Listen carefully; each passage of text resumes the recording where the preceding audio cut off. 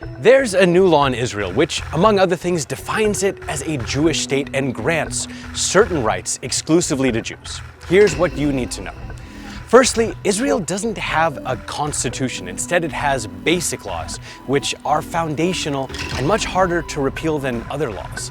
This is one such law. It states that the right to exercise national self-determination in the state of Israel is unique to Jewish people. So, what is self-determination? It's simply defined as the process in which a person controls their own life. Now, this law says that this is unique to only Jewish people, and that's what many people here in Israel and internationally have a problem with.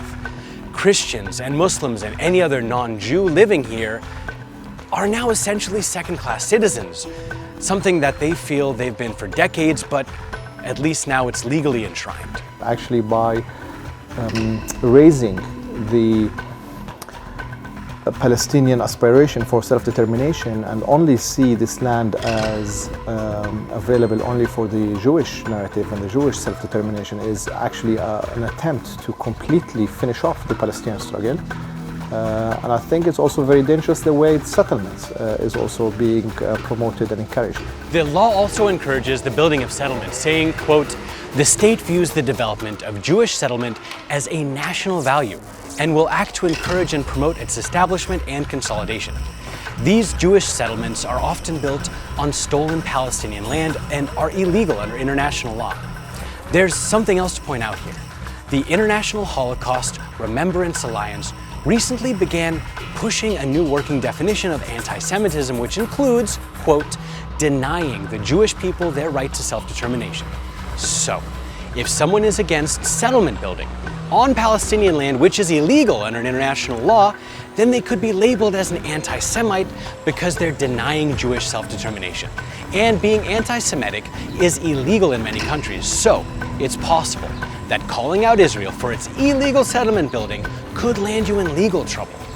So that means there is no more democracy. Whatever they used to say there is democracy back then, now there is no more democracy. And they are showing you or showing us like the direct face that we are the third grade. We are not the first, or let's say it's not even middle class. We are the last class ever. Now, those who support the law say that it's their right to define Israel the way they want. They say that other European countries define their nationhood and legalize the self-determination of their country's majority ethnic group, so why can't Israel? The people who oppose the law say that it's racist and legally defines Israel as an apartheid state, one with a certain set of laws for the Jewish people and another set of laws for everyone else. Again, if you're Christian or Muslim or anything else, you don't have the right to self-determination in Israel. Only Jews do. So, what do you think? If the choice is one state, Israel can either be Jewish or democratic. It cannot be both. And it won't ever really be at peace.